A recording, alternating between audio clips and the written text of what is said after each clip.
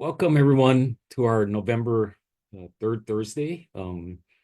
Today's seminar is on tsunami alerting and response best practices from Washington State.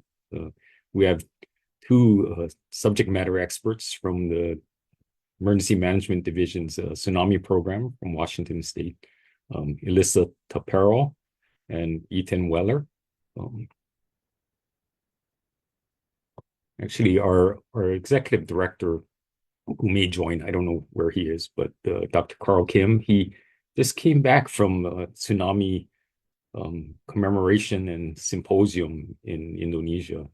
That was to commemorate the Indian Ocean tsunami.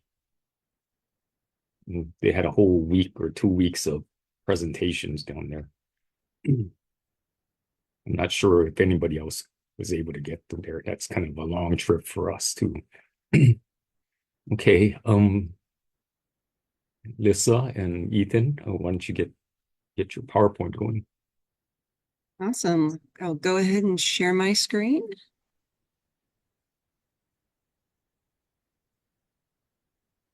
Can everybody see that? Awesome. Well, thank you all so much for being here today and for having us here. We're really excited to talk to you. I'm going to kick things off. My name is Elissa Tapero. I am the Tsunami Program Manager here at Washington Emergency Management Division. And like they said, we'll be talking a little bit about alerting and response and the work that we have done in Washington State, but also on the national level. And I see that we have some of our state and national partners and international partners here. So feel free to correct us if we get anything wrong or to add anything in the chat as well, because we've worked closely with a lot of you. So just a quick overview for those who are not as familiar with Washington. So Washington State is earthquake country, which means that it is also tsunami country. So we have 3,000 miles of shoreline that are at risk from both local and distant tsunamis. So something that we have really been focusing on the last 2 decades now, of really making sure that we are addressing that risk. We have an extremely high risk outer coast. So our Pacific coast especially is at risk for tsunamis, but also a very kind of complex and narrow inner coast with a lot of island chains and narrow areas that really make those tsunami waves much more complex. We also have a lot of ports, including the 4th largest container gateway in the United States. So Hawaii and Alaska especially really rely on our ports for shipments. We have 7 Coast Guard stations and 4 Navy bases and the largest ferry system in the US. So a lot of coastal infrastructure that can be impacted when we have those local or distant tsunamis. And then anywhere from around 175,000 to potentially 300,000 or more people living, working, and recreating in our tsunami hazard zones on any given day of the year. Obviously, in the winter, that's smaller. And then on a, gorgeous 4th of July day, our beaches are packed with several 100,000 more people. So one of the reasons that you'll be hearing a lot from us today about tsunami alerting on the national level is that a couple of years ago, we completed the Washington State Tsunami Alerting and Response Timeline. So this is a document that documents tsunami alerting and response procedures for all of our critical federal, tribal, state, and local partners in Washington, basically from the moment an earthquake is detected to when the public receives that alert, or all of the steps within, when we are sending those alerts, when we are responding to that earthquake. The goal of that document is to really help us align tsunami alerting response across all of those partner agencies. And the reason that came about is that in 2018, there was an Alaskan earthquake that put Washington in a tsunami watch and our partners to the north in Canada in a tsunami warning. And part of the problem with that is that we had folks on our northern outer coast who could hear their sirens going off. And so we're wondering, our sirens aren't going off. Is there something we need to be worried about? Is there a reason that their sirens are going off and ours aren't? There was a lot of confusion because of that, and just kind of in general, because we had not had a tsunami in a long time. So that experience and several experiences with different kind of undetermined danger tsunami events really spurred the creation of this document and a deep dive over several years into all of our tsunami alerting processes and procedures to make sure that we were all aligned and that we knew what everybody was going to do when we were under that tsunami alert level. So we wanted to make sure that we were all as aligned as possible. The key thing to know about this document is that it's an internal document for our key partners only. So this isn't something that is released to the public or is really intended to be, an educational document for the public. This is something that's for our people who are going to be responding or who need to understand what that response and alerting procedure looks like. So it's very technical. It's also very detailed. It includes an overview of tsunami alerting, what tsunami bulletins look like, how to read them, that kind of thing. Alert dissemination responsibilities. So who is sending what alerts, what methods do they go through, the different channels, the different systems. And then current alerting limitations for Washington. So where are there gaps for us? Where are we working on those gaps? That kind of thing. It also includes a detailed and tested, now over several years, tsunami alerting and response timeline with step-by-step alert dissemination processes for as many of our federal, state, tribal, and local partners as possible. So not everybody's in there, but we are working to make that timeline as detailed as possible so that if we are under a tsunami alert of some sort, if it's an advisory or a warning, theoretically, you could look at that timeline and say, okay, we know what Washington Emergency Management Division is doing at, step 1 or step 2. We know what the Coast Guard is doing. We know what, these certain tribal partners are doing. And you could kind of follow it. Obviously, every real world tsunami is different and every situation is going to be different. But as close as we can get to, this is the optimal situation. We want to have that all lined out. We also have partner contact information and resource links in there so that if someone's new, especially if if you're responding and you're new, you have that information right at hand.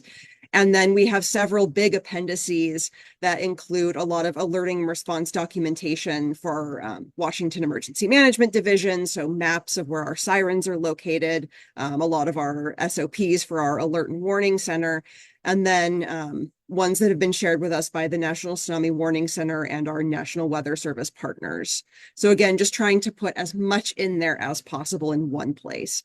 This is a living document, so we update it at least yearly and also anytime, major information in it changes. So if we have a tsunami or are, under a tsunami alert and we update some of our procedures, we want to make sure we go in and change that. Or we will be updating some of our alerting procedures in Washington for tsunami alerts specifically here in the next couple of months. So that will necessitate a change in the document as well to make sure that it's up to date. But this has been a really valuable resource for us, and even just the creation of it, the walking through of procedures, especially with the National Tsunami Warning Center, with the National Weather Service, has been really valuable.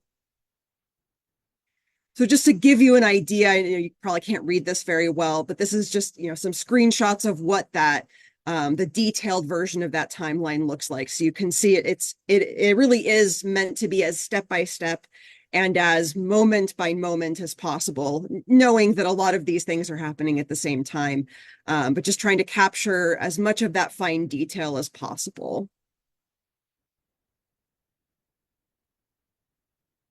And a lot of our response procedures, our alerting procedures are really connected and dependent upon the tsunami alert levels. So whether it's an information statement that's gone out from the tsunami warning centers, or it's a watch advisory or warning, everything that we do and the ways that we have prepared really are connected to these 4 different alert levels. Because for us in Washington and for a lot of our other partner states and territories, whatever alert level we are under, that tells us kind of how we need to react, whether that's, a watch that's saying, get ready, something might be on the way, but we're not sure yet, or, an advisory that's telling us, okay, we need to act. We need to make sure that we are reaching out to our maritime partners, to folks who may be on or near the water.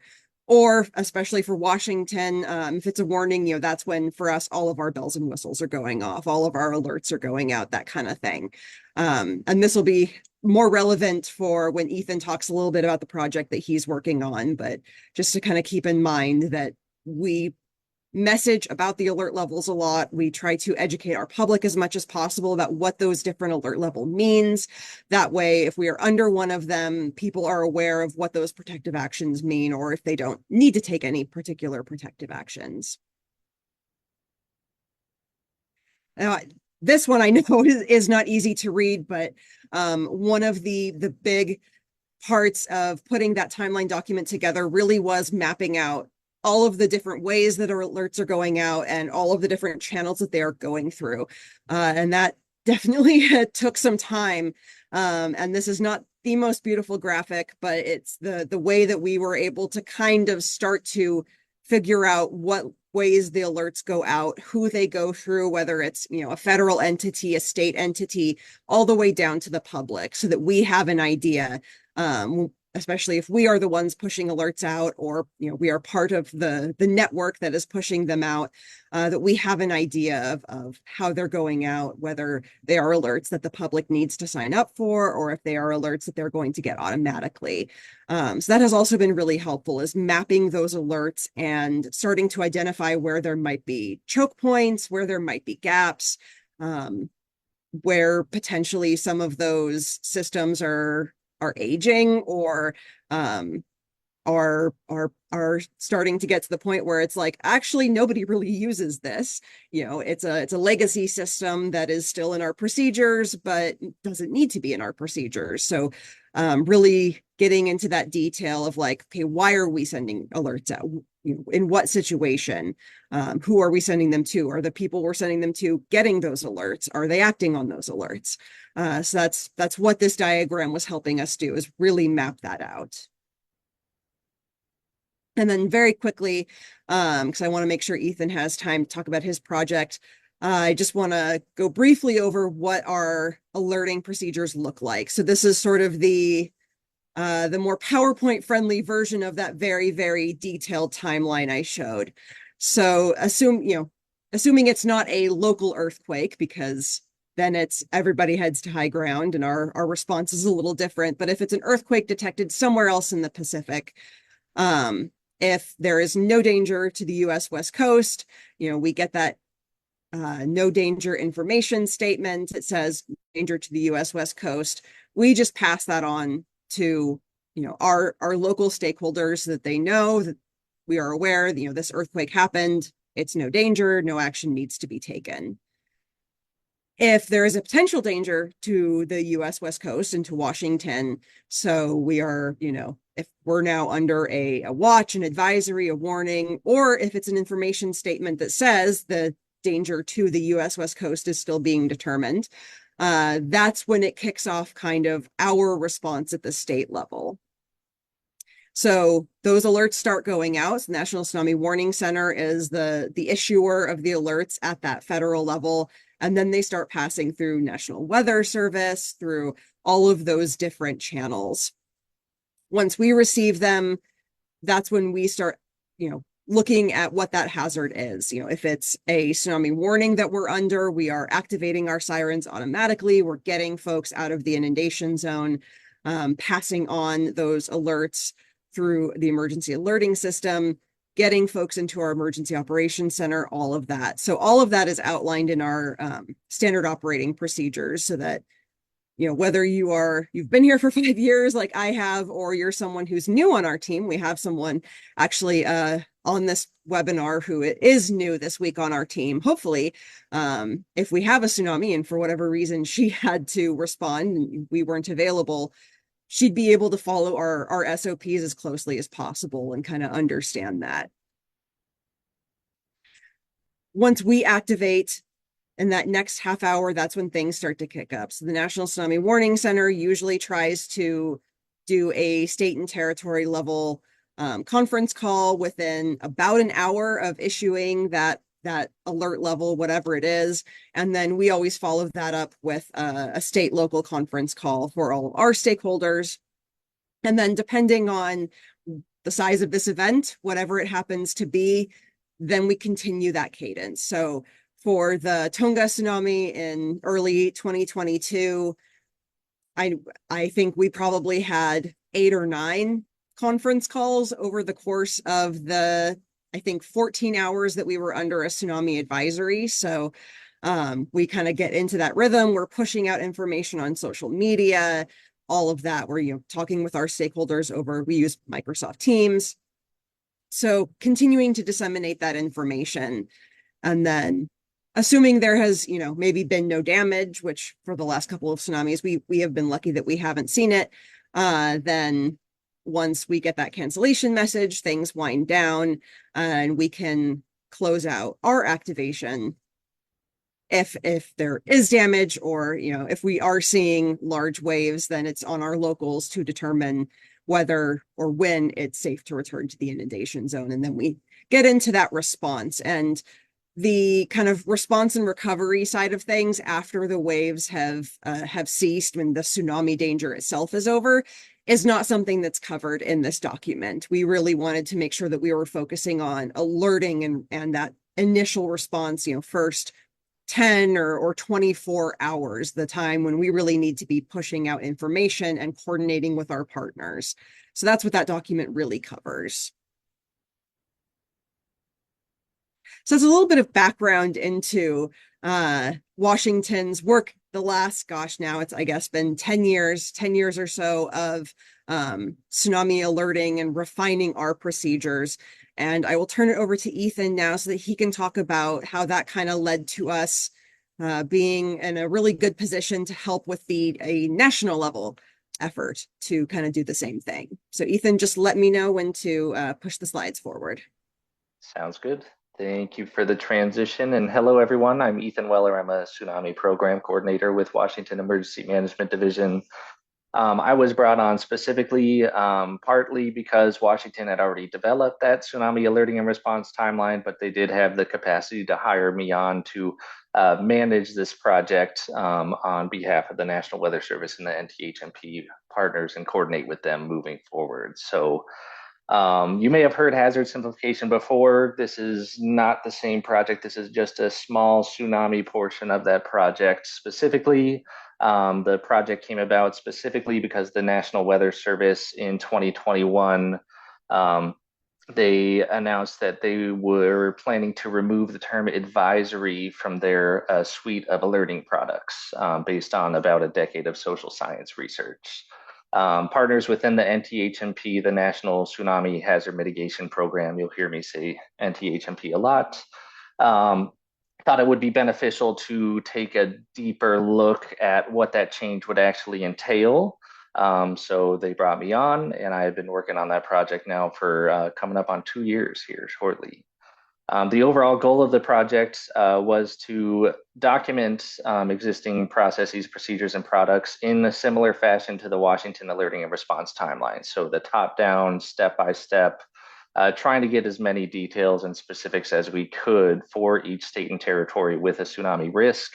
And it was intended to have the same goals for, or very similar goals for the states and territories as well. It was intended to document those roles and responsibilities for easier coordination and alignment between response partners for each state and territory, and help align those efforts in tsunami response and reduce confusion for partner agencies. It also creates a shared space, as Alyssa was mentioning, to access relevant alert and warning links and resources, so any SOPs and existing plans. And overall, we are just trying to improve the alert and warning capabilities for all NTHMP partners and ultimately save lives. Next slide, please.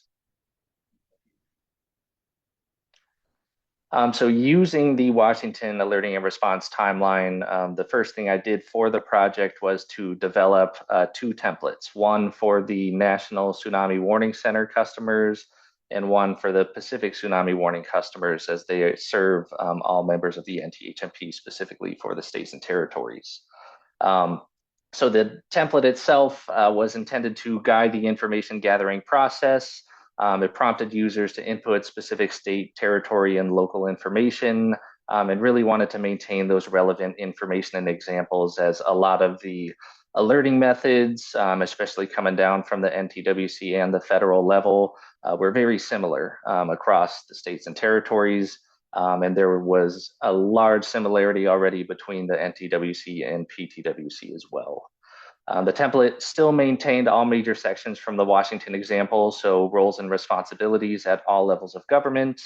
And for alerting itself, who has responsibility for disseminating those alerts, the existing alerting methods, the graphics that Alyssa showed earlier in the presentation, and then also information regarding each state and territory's tsunami siren networks.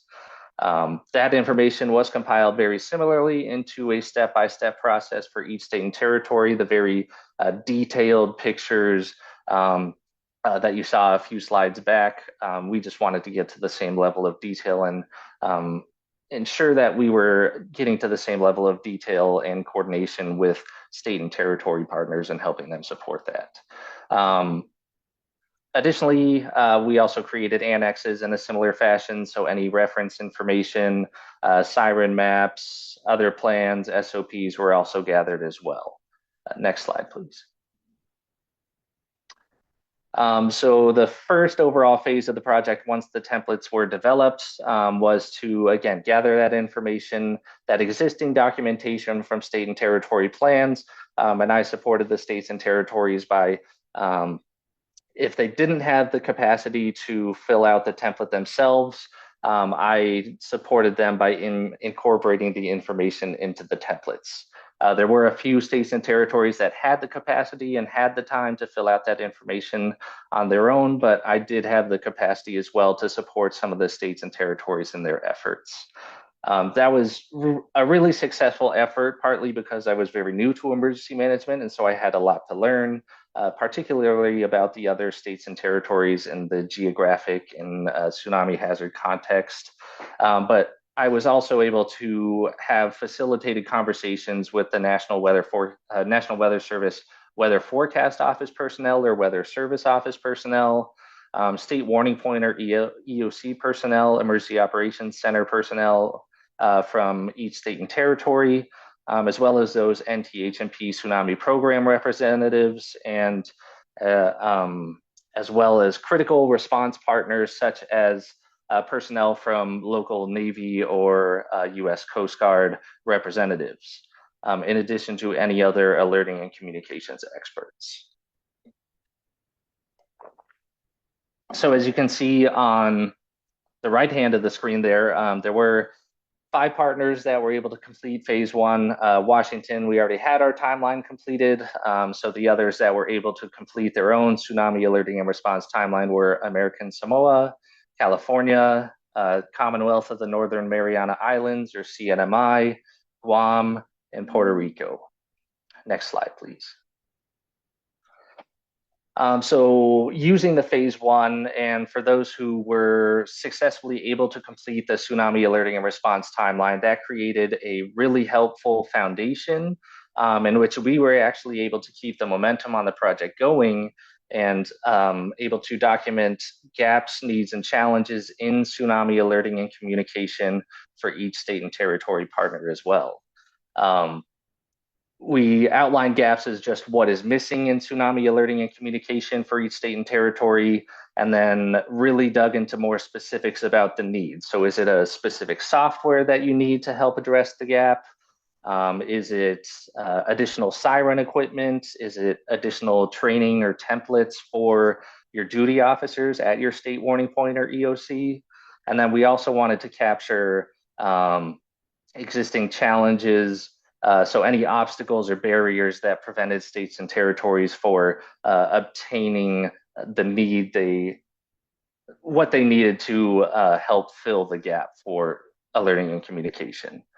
So that was one deliverable that we had for the phase 2 of the project. Additionally, we also wanted to have them fill out a survey form which evaluated the monetary and time burden that a potential alert level and change would impose on their tsunami program. So a detailed look a little bit about how much time they would need to plan and actually implement an alert level change if there is, an official alert level change coming down from the National Weather Service, as well as the time that would be associated with that change.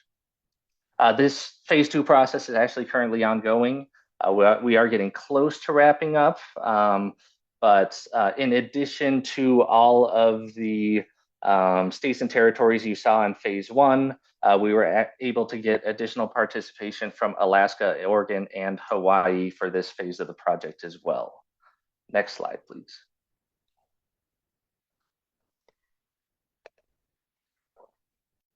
So while we are still doing the work and we're still compiling a lot of the work and I'm still coordinating with the states and territories, I just wanted to provide a little bit of the insights that we've been able to draw from so far as a result of the project. One thing I do want to say about what's been identified is while we're trying to identify language that is encompassing for all states and territories when we identify commonalities in their gaps, needs, and challenges. The overall context for those gaps can mean very different things for the different states and territories. So an example of that is for timely and effective alert dissemination. While we might need additional templates or job aids and trainings for duty officers in California, in Guam and CNMI, they actually do not have the capability to send out wireless emergency alerts for their public and anybody within their islands currently. Another example of just a need that we've identified for timely and effective alert dissemination is that a lot of people are working to obtain additional siren equipment and supplies and trainings for the people who are responsible for activating those as well. A very important and critical need, I think it's cross-cutting across the majority of states and partners as part of this project, is formally documented tsunami alerting and response procedures and being able to share and coordinate that information with critical response partners.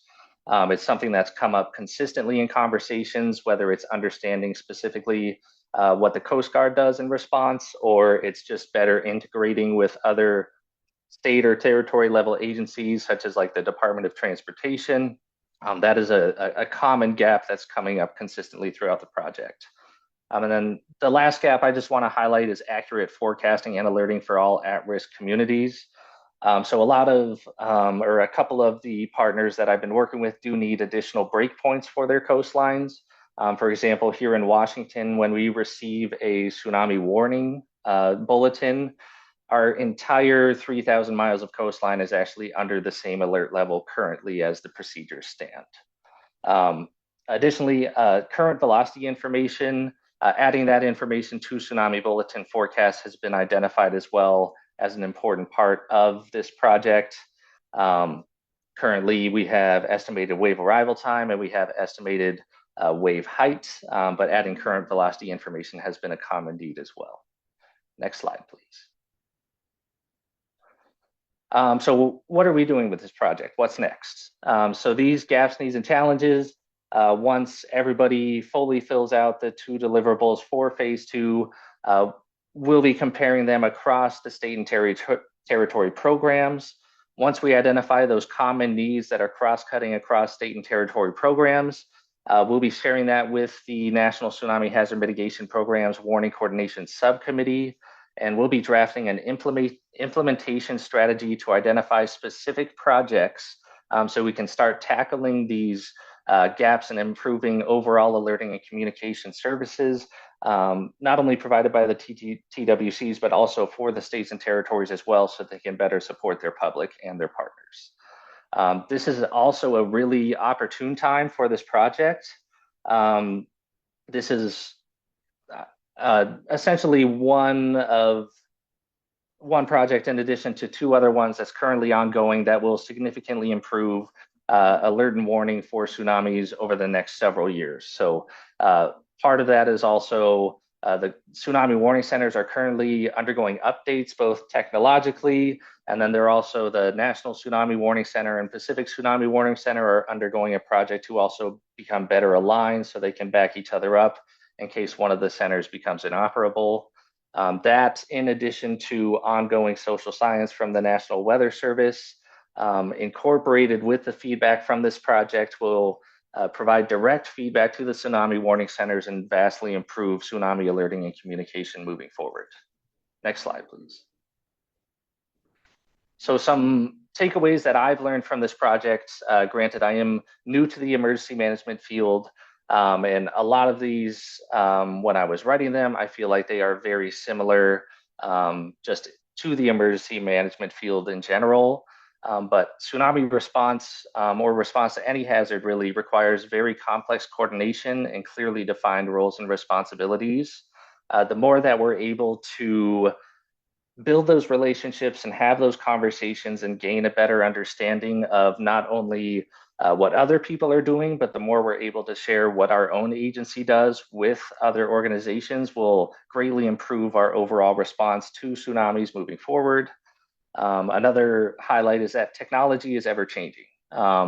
There is a consistent loss of institutional knowledge when it comes to alert systems, particularly in smaller jurisdictions. So the more people that know about the methods and systems, the better, and you can have a little bit more continuity for that knowledge moving forward. Know your audience is a big one. There is a lot of crossover language, particularly in the alerting methods, but there are differences in how it's used and who might be responsible for using it. A good example for that is that here in Washington, we manage the Siren network and are in charge of maintenance for it at the state level. But in California, that's all managed and organized at the local level. And that varies from state to territory. So learning the context within other people work is another essential piece of that as well. And then lastly, write it down and update it. If you have a good idea of your procedures, take the time to write it down, and then feel free to share that with other people. Make sure you have the ability to test it. One thing that our tsunami team did here in Washington specifically that was tremendously helpful for us was participating in one of the exercises that the National Tsunami Warning Center held this past year called PassFX. And I know that there are very similar exercises that the PTWC runs in conjunction with ITIC, both in the Caribbean and then also for Pacific partners as well. And NTWC also runs one in addition to the West Coast for the US that we participated in. There is one on the East Coast as well.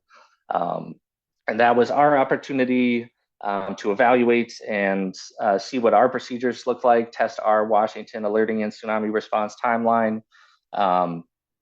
And yeah, and then we've been able to update it since then and make some dramatic improvements. And I believe that's all. But I'll pass it over to you, Alyssa, if you want to add any takeaways.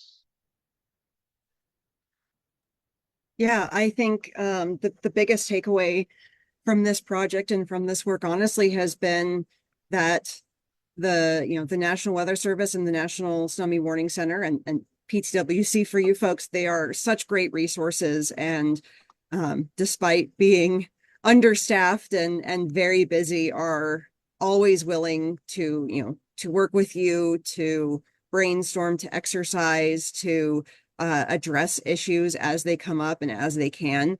We would not be where we are in terms of alerting and response and a lot of the gaps and challenges that we are trying to address if we did not have that partnership. And so I think building those relationships with federal partners, with state partners, anything that you can do to not recreate the wheel is really helpful.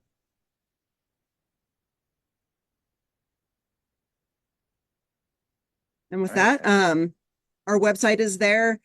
Please, if you are interested in us sending you a copy of that strategy or anything else, here are our emails. We'll be happy to share that with you. And I know we've got some questions in the chat, so at this time we can open it up. Yeah, there were several people that put in the chat that they would like copies of some of the documents. I think we have one question from Lisa Webster asked, why wasn't Hawaii included in your as a partner, I guess. Hawaii did not partake in phase one. We definitely tried to coordinate with them on their behalf, but they were undergoing a reorganization and there were constantly moving responsibilities around Hawaii. I will say they do have their tsunami annex, I believe.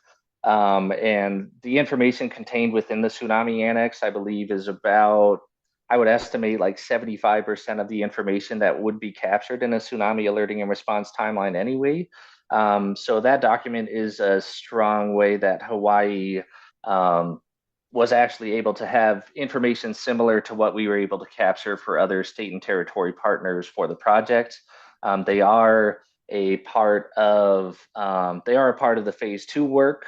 So we will be capturing their gaps, needs, and challenges in tsunami alerting and communication.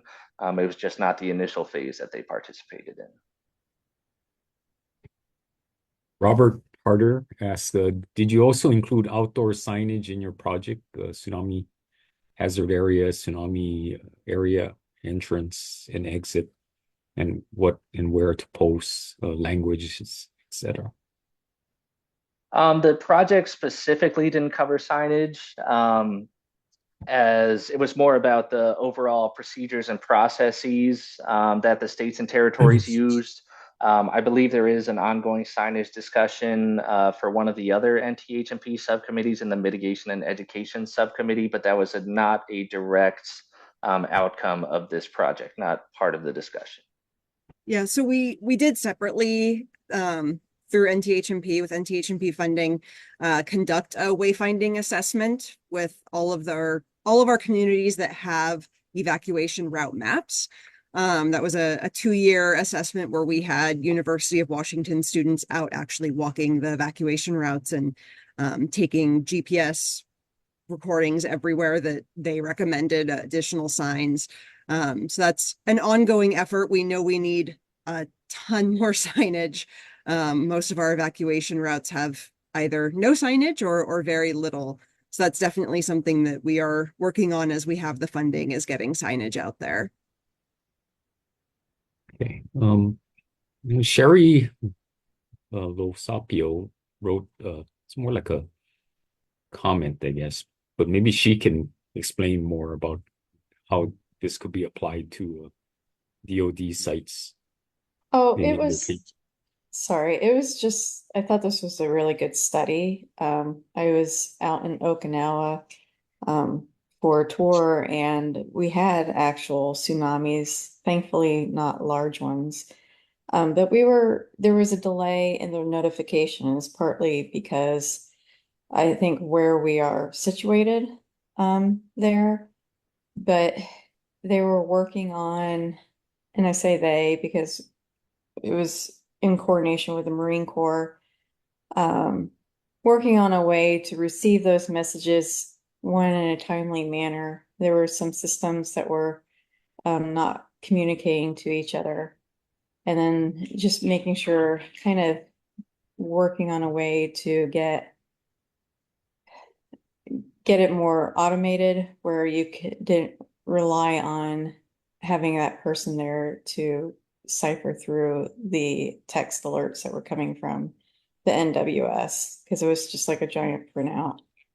I think a lot of it had to do with where we are, but the timeliness, doing an analysis like this on who sends out what, I think would have been really helpful for us. That I was in the medical field at the time, and for us to be able to prepare the hospital for whatever may be happening, this sort of analysis would have been really helpful.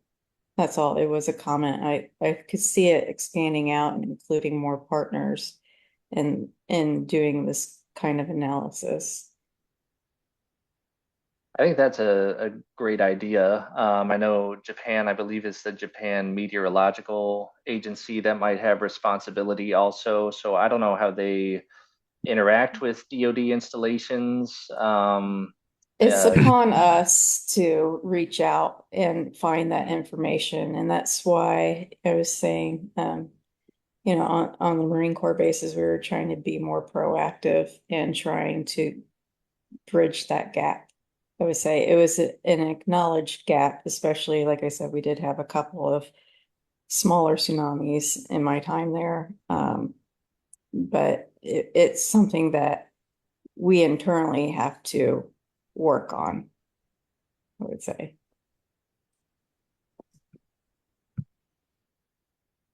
Yeah, we've been working very well with the Coast Guard the last few years here in Washington, all along the West Coast, and we have been trying to loop the Navy in more. And we are still working on building that bridge and building that relationship, because we do know, yeah, that our military entities have a lot of responsibilities when it comes to alerting and response. And they have a lot of folks who are living on those bases who, need to know what the hazard is and need to know what to do when that hazard occurs. So that is definitely something that we are working on, and that is still a gap for us as well. Well, Mr. Gary Chalk wrote that the tsunami current information gap you mentioned is for occurrence in ports and harbors. I Yeah, know yeah. primarily. The Washington State has a huge interior water body, so Yeah, absolutely. And yeah, just more essentially, we just want to make sure that all members of the public are able to receive an alert. So yeah, the boating community and the maritime community is one of those essential partners.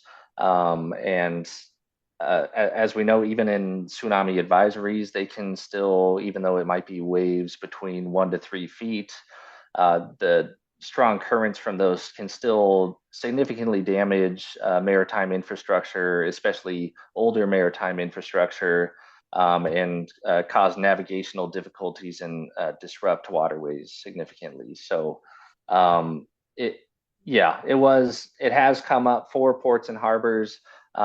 It consistently, especially since considering Guam has the Joint Region Marianas base there, and it is a concern for some of their partners as well.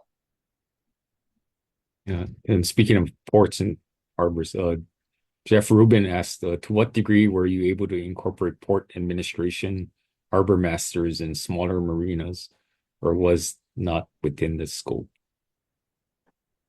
That wasn't within the scope of this project specifically. One thing we do here in Washington, though, is we work specifically with our ports and harbors to develop tsunami maritime response and mitigation strategies. So we go out in the community with local emergency managers, and we have deeper discussions with response and mitigation partners that work closely either within the port or in the community. And we identify site-specific mapping and modeling at a higher resolution for tsunamis, and then we're able to have that discussion for specific response and mitigation actions at that level. So that is one way that we've been able to really connect with the ports out here in Washington, but that was not specifically part of the project. Okay.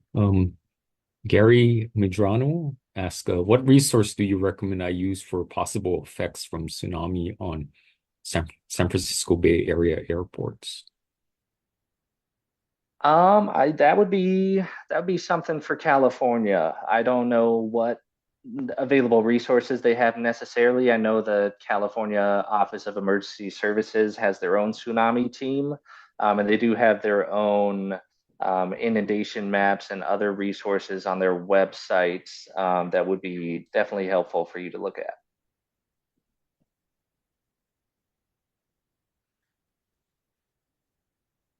This is there. Mm.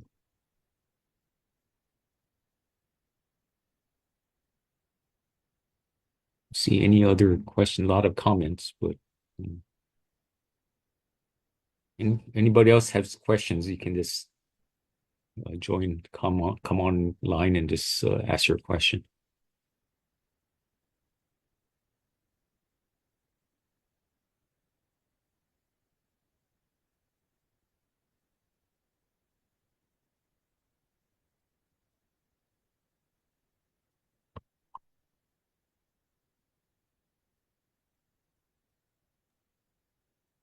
Oh, So Jeff, hearing none, sorry, go ahead, Eric. Jeff Rubin made another comment that evacuation in ports is a major challenge. Absolutely. Yeah, there's a lot of people to connect with in the tsunami world, and I know that typically tsunami teams are fairly small, so hopefully we can continue to connect with people, especially along the waterways.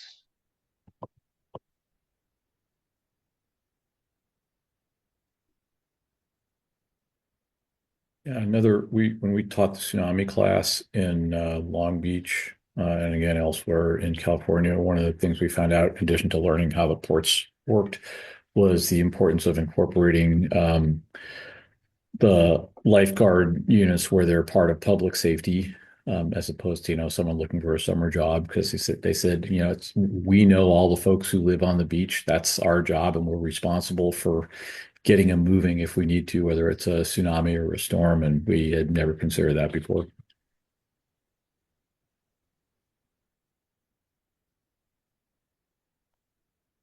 Yeah, getting those people involved, especially at the local level. I think anybody at the local level that has that knowledge and insight they can be a major champion, especially when it comes to protective action.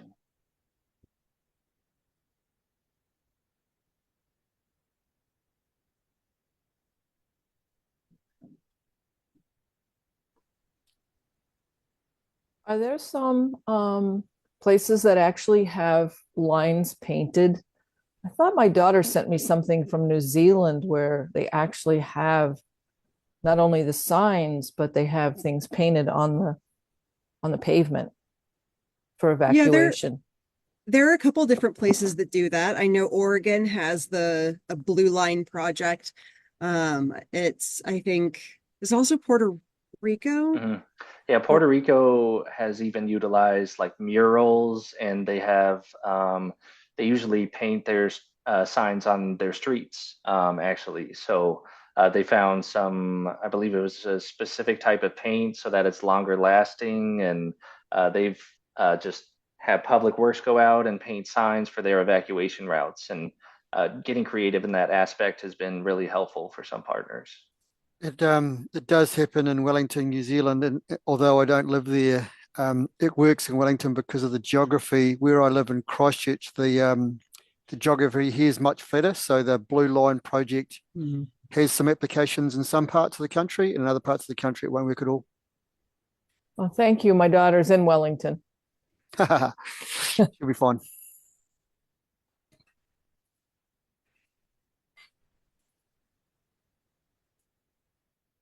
I'll ask a question. Hello, David Morosco here, NDPTC in Hawaii. The work you're doing on the document or the template for tsunami preparedness, what are your conclusions about how the document is utilized under duress? And I'm asking for a reason because we've done our own work. We did the disaster preparedness template for the NERS across the United States, the estuarine research facilities. And so we're responsible for creating that or updating that for them. And I just want to know what kind of document this is in terms of its like medium, in terms of its length, and how it's supposed to be utilized under duress. Go ahead, Alyssa. Yeah, so this is it is intended to be is preferred to be something you are referencing before a tsunami. It's pretty long if you include all of the appendices. It's over 100 pages easily. But the meat of it, which is not the appendices, is much shorter. I definitely have used it, at least draft versions of it, when we have had tsunamis or when we have had some sort of event where I have needed to look and say, okay, if we're under something, if we're about to go into conference calls and things like that, and my boss isn't available and I'm running things, here's what I can expect. So it certainly the timeline portion can be used in that way, but it's not intended to replace or supersede any, standard operating procedures, checklists, anything that either we have or any of our partners have. It's meant really to just take the information from those other sources and put them somewhere where on a blue sky day you could read through and say, okay, if we're under a tsunami warning, Coast Guard's doing this, Department of Fish and Wildlife is doing this, DOT's doing this, we're doing this. So preferably you're not using it during a tsunami, but in a pinch, if that's all you had on you, it would be helpful. And Okay, just on yeah. top of that, Well, go ahead. just on top of that, I would say that we haven't learned, there haven't been many insights for the rest of the states and territories as well, just because these documents are so new. The majority of them were finalized earlier this year. So I'm sure that we would have a better answer moving along. But considering how rare tsunamis are, we haven't had the chance to gain some more insights on that.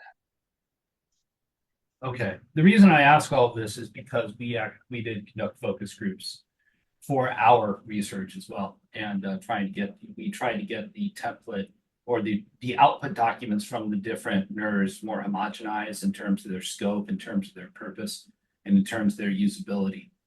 And I think we succeeded in that because we definitely trimmed a lot of the fat off of the template itself. But then we said, okay, these things need to be usable as well, because one of their main complaints was they just didn't see this document as something they could use in a pinch. And of course, there should be other protocols in place, but even if you don't know those protocols, what's the alternative at that point? And so what we recommended was that they develop a distilled version once they've completed the template and say, okay, what are the most essential parts of this, and make that a separate document, and also make sure that this gets translated rapidly into an e-document, such that it can be called up on a moment's notice on a tablet, also so that it can be easily updated in case people need to replace procedures. So I just thought I would give you that input. Again, we don't know what the long-term results for our work are, but I think that making sure the document is as usable and as readily accessible as possible under duress is something that these kinds of projects need to consider. Yeah, I like that. Thank you. I was going to say the same thing.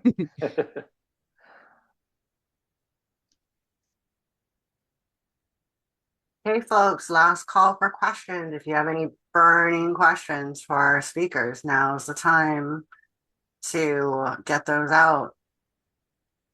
Otherwise, we're going to give them back a few minutes of their day. Last call. Okay. Eric, why don't you close us up? Okay, I want to thank everybody. I thank Alyssa, thank Ethan for their presentation today. I don't think we're having a third Thursday in December, right, Lydia? Yeah, but we're already planning out the next year's third Thursdays. I keep getting all these emails and reminders. So I want to thank everybody for joining us, and have a rest of a great week. Happy Thanksgiving for you, everybody. And thanks And for happy joining. holidays.